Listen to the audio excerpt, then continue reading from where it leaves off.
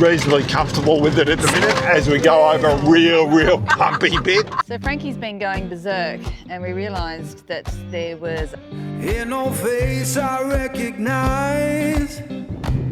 have a go at the horns on this. Boy, you're a big boy. Welcome to Trekking Across Oz. Hi, I'm Suzanne. And I'm Stephen. And finally, after 20 years of planning, we've loaded up the new van and we've headed off for our retirement adventures around Australia. Finally, it's time for us.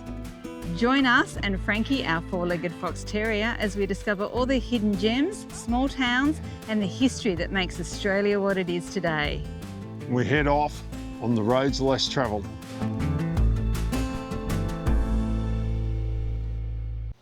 We've set up camp for the next 2 or 3 nights at the RV park in Monto. It's $5 a night, gives you access to water on the way in or the way out. There's a dump point and there's toilets about 100 metres away. It's located on the old site of the Monto railway station. The original tracks are still on the ground and run straight through the middle of the RV park. Beautiful grass here. And the main street is just over there.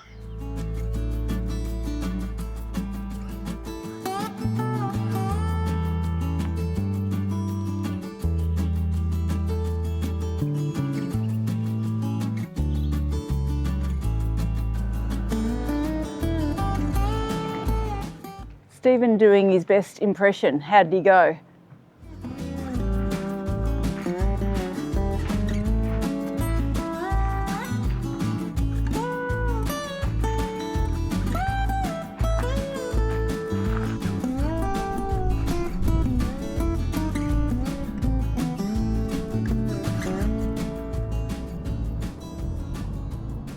So we're up and at it early today. We're off on a bit of a road adventure. We're leaving the caravan behind here at Monto and we're off to a place called Kalpowar Tunnels.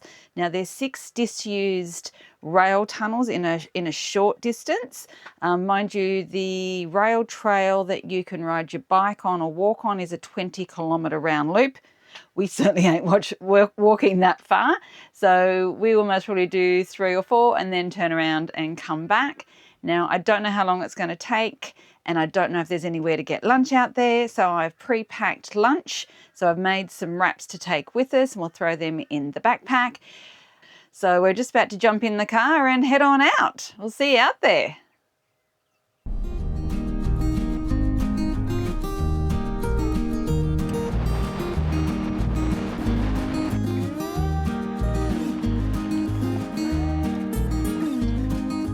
You keen to get out and go for a walk, are you?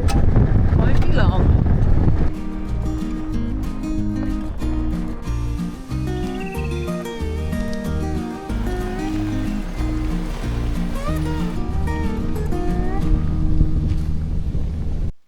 Well, Barramoon Siding is where the trail's going to start from and we're going to head through and do 5 tunnels. First tunnel's 800 metres, so yeah, just a nice leisurely way to stretch the legs a little bit.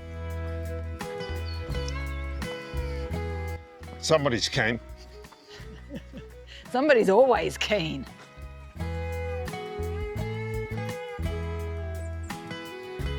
I was just entering the first tunnel, which is, it's actually tunnel 6 because that was actually the last one built. So I think this one was 167 centimetres long. Maybe 167 metres. Oh, what did I say? Centimetres. One of the things that makes these tunnels sort of interesting is that the 6 tunnels are in very close succession. So we just left tunnel 6 and yep, can see tunnel 5 and then even tunnel 4. Well, they certainly built these tunnels on the edge of a ravine. That's quite a steep drop down there. Yeah, so this is just giving you some indication of how narrow these tunnels were and how perhaps tall they were. I had to dig 35 metres underground, well, from the top of the hill here to where this started. And this tunnel was, it's 151 metres long.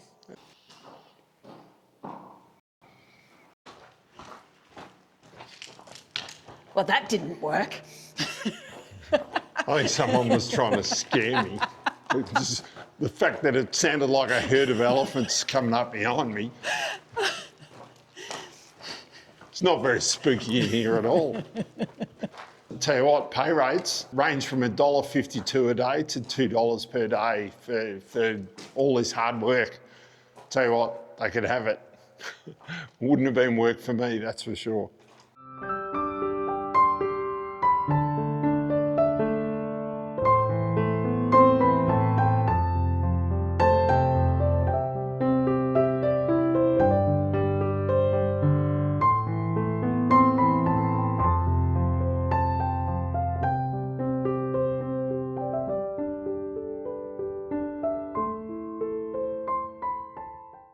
So Frankie's been going berserk, and we realised that there was a wallaby just sort of sitting down the embankment here. And so we've come just to have a look and found another railway spike.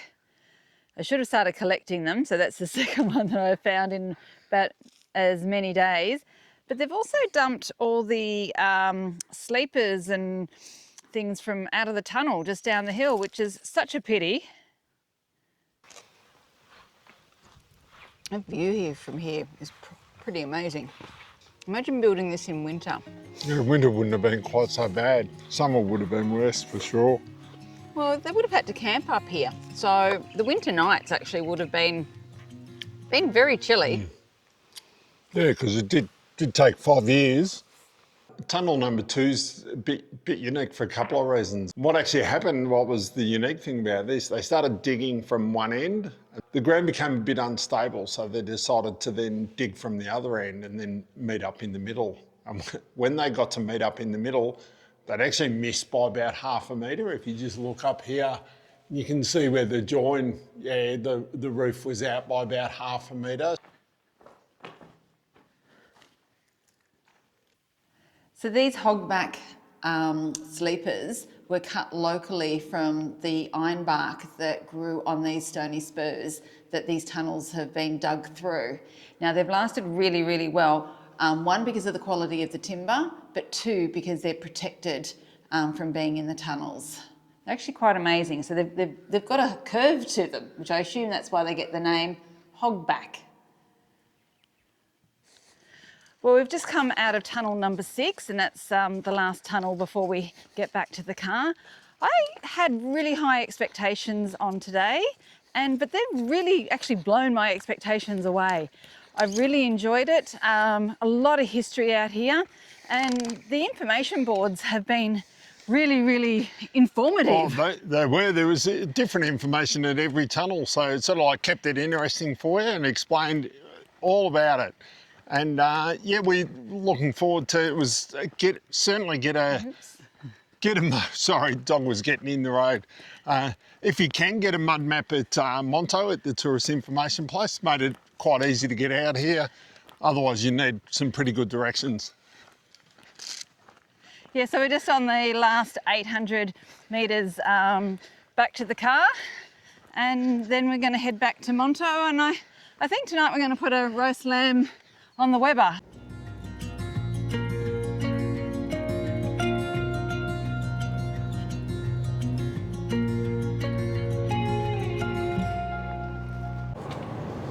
So another beautiful sunny day today, and we're off for another adventure. We're off to Monal Goldfields. I believe there's an old cemetery up there, and that's on the way to Dawes Range, a place called Gentle Annie. If we get that far, it gets into four-wheel driving up there. The first part's really easy. We're on 12 k's of basically single lane bitumen, and we've got cattle farms on either side of us. Frankie has seemed to have settled in the back, which is really good. Yeah, so we had to head it was about 15 k's out of Monto to Mungungo, and that's where we turned off onto the Monal Road.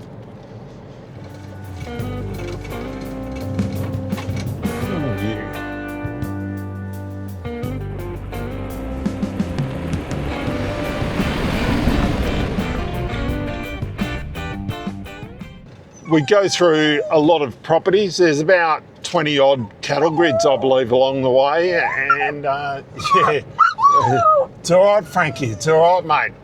But the road itself, being pretty much a novice four-wheel driver, reasonably comfortable with it at the minute as we go over a real bumpy bit. They're right on cue. It's only because we were going really Well, slow. we're going really slow, wasn't it? Over the corrugation. Yeah. So at the 22k mark, you get to the point where it's a four-wheel drives only. Water crossing seas.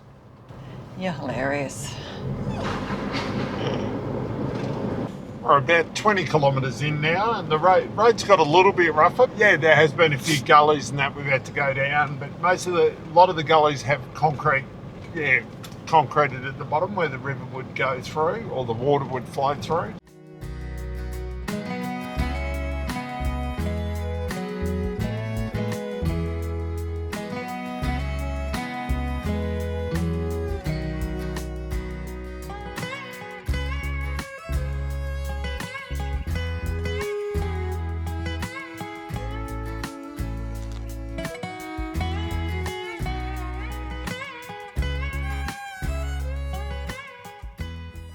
Stained glass window. Don't think anyone slept here for a while.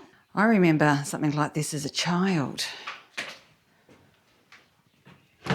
Whoa. Old blankets in there. I'm scared something's gonna come out at me. I'm doing this very gingerly. So it's a 2-room hut and then your living area. Cooking utensils. Sort of feel like I'm in someone's sort of home, but it looks like nobody has stayed here for a very long time. I'm not quite sure what this is for. If you happen to know, pop it in the comments below. There's some wood ready to stoke up the old fire.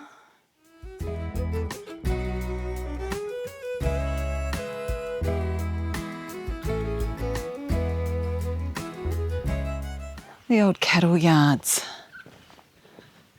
Look at the slabs of timber. They're all been hand cut. They're huge. I mean, look, the size of them.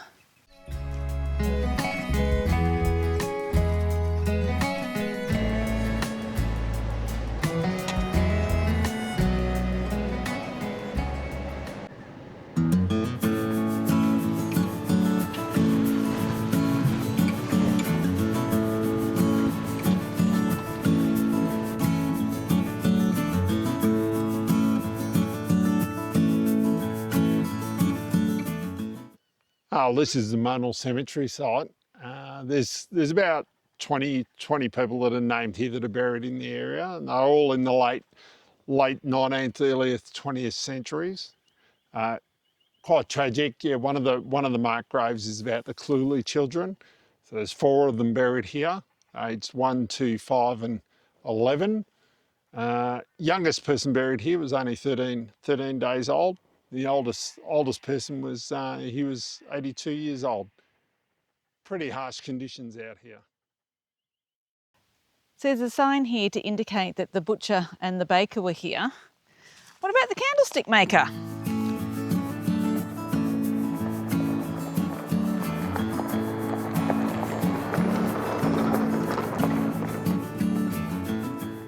About 500 metres further down the road, there's a sign to say that the butcher's home was here, the Cosmopolitan Hotel, sign over there to say that the local hall, and then back up here maybe 20 metres or so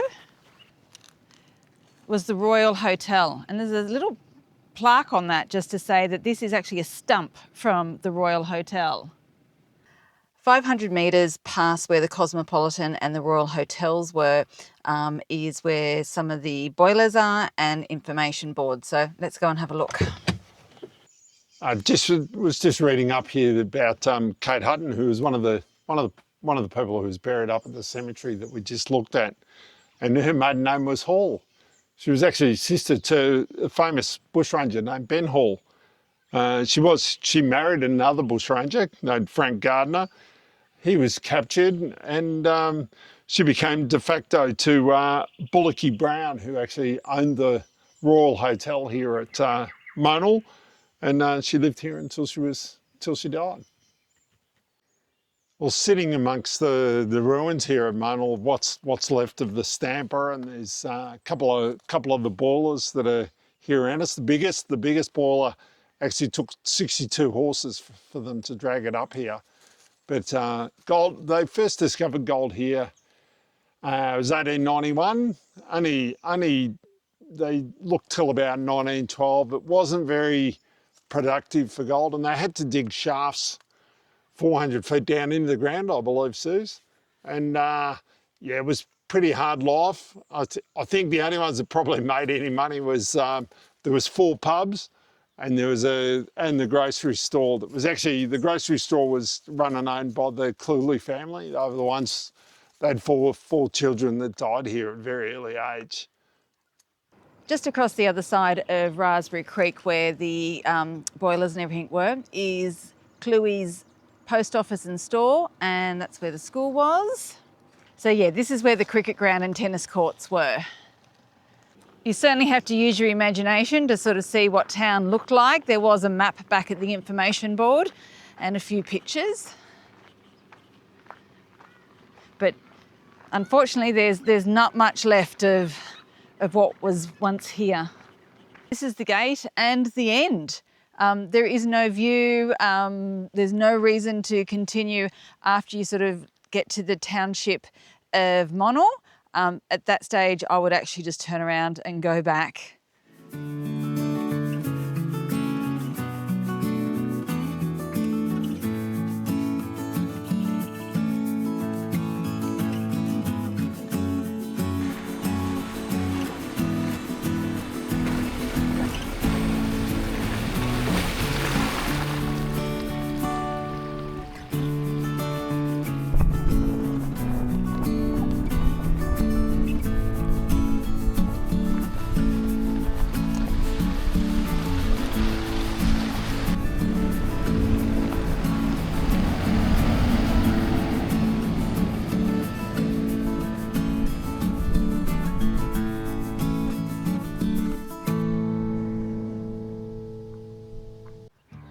So here at Monto, right next to where we've camped for the last 4 nights, there's all the hand-hewn hog-back sleepers.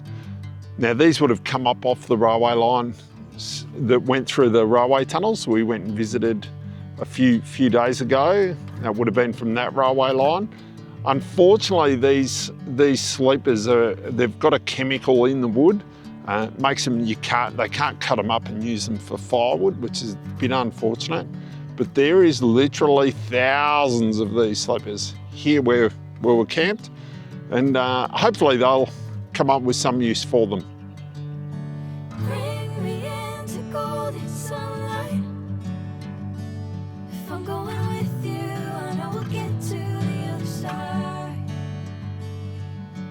Sinking in, I know this feels right.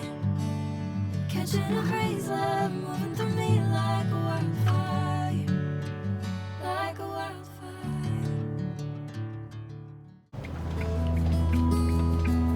Oh wow, you will get some good views. Getting very clever, Frankie. You've just opened the window by yourself.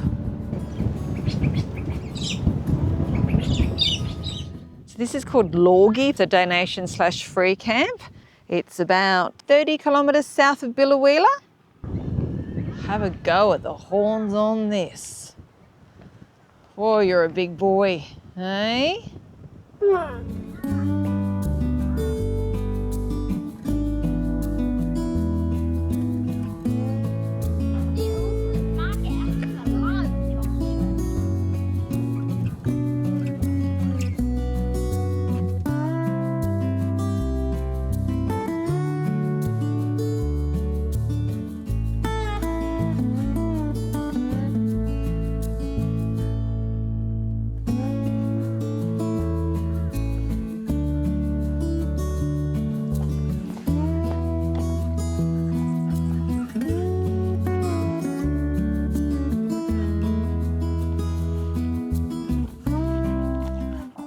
How do you beat this? The mountains in the background, the sun setting, just superb. So what they've done is the paddock below where you camp, they've cut a walking track into. It goes for maybe a kilometre or so. And if you happen to be here at sunset, I would suggest you do it then.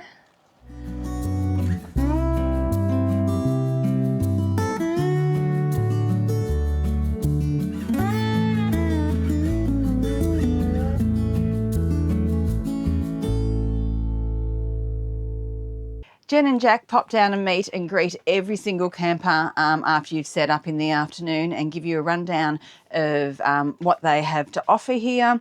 We did go and meet Billy and Bobby the water buffalo and Bernie the bison, and they've got a menagerie of farm animals. I mean, like everything you could possibly imagine. They you can feed the little baby goats if you wish. The horses just sort of roam through. So I just popped up to put my donation in, and Jack and Jenny were just sitting there in the sort of camp kitchen area, and she said to me, "You haven't seen the museum yet, so come on in and have a look." So she's just opened the doors up for me. So this is their second oldest piece here, 1867. So there was a woman in Sydney, she jumped 6'6" in a side saddle in 1915 and the record stood till 2013. So this is your walking stick planter. Seeds go in here. There's a hole in that board. Go along, you plant a seed. And there's a local family, when they settled here from England, they planted 60 acres of cotton with those. This is made from World War I ammunition boxes. You got your shoe shine box, press button accordion, hot water bottle, gazunder, because it goes under the bed, so it's a gazunder. What a fabulous place. If you're ever heading sort of between Monto and Billawheeler, definitely stop in for a night or two. They have a 48-hour free camp. They do have washing machines, toilet, showers for a donation if you wish to use those facilities. The views here are spectacular.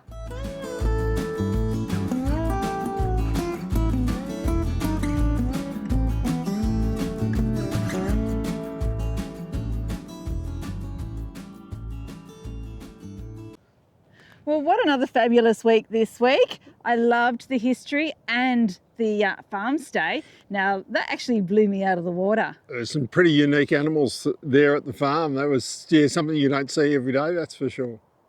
Now, we hope you enjoyed this week's video. Please hit the like button.